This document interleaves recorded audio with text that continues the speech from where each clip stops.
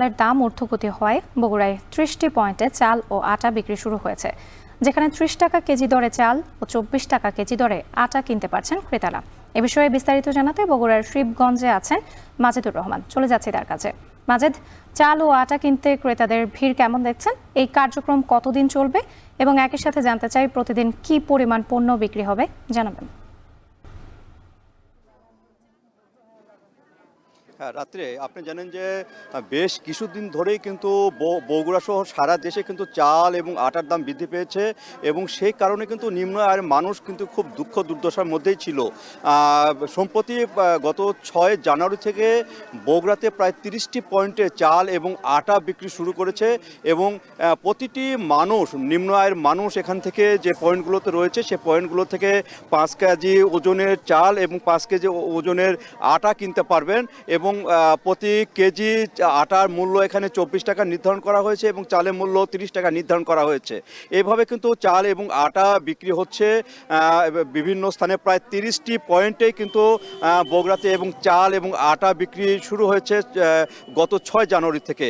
আর মোট ১৬ টন করে, প্রত্যেক দিন ১৬ টন করে আটা বিক্রি হবে এবং এখানে ২৮ টন চাল বিক্রি হবে প্রতিদিন। আর এই যে পয়েন্টটিতে আমরা রয়েছি সেটি হলো শিবগঞ্জের একটি পয়েন্ট।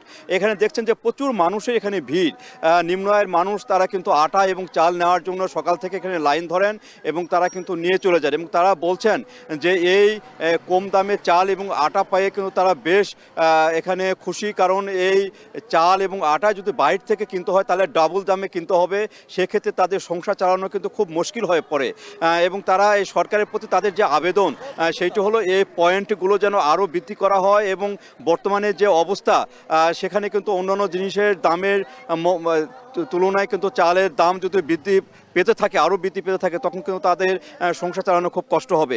এই কারণেই কিন্তু তারা চাচ্ছে যে শিবগঞ্জে অন্তত আরও ৬টি পয়েন্ট করা হোক, যাতে করে এখানে একটি জনবহুল যে উপজেলাটি রয়েছে সেই উপজেলা যেন সব মানুষই, নিম্ন আয়ের মানুষগুলো কেন তারা যেন এই সুবিধাটা পায়, এইভাবে কিন্তু তারা চাচ্ছেন।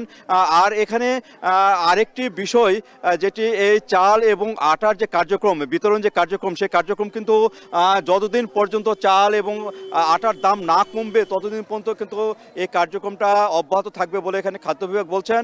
এবং খাদ্য বিভাগ চাচ্ছেন যে এই মানগুলো, চাল এবং আটার মানগুলো যেন কমেই যেন কোনো খারাপ না হয়, সেইভাবে তারা কিন্তু চালের আটা এবং আটার মান যেন নিয়ন্ত্রণ থাকে সেটি ব্যবস্থা রাখছেন।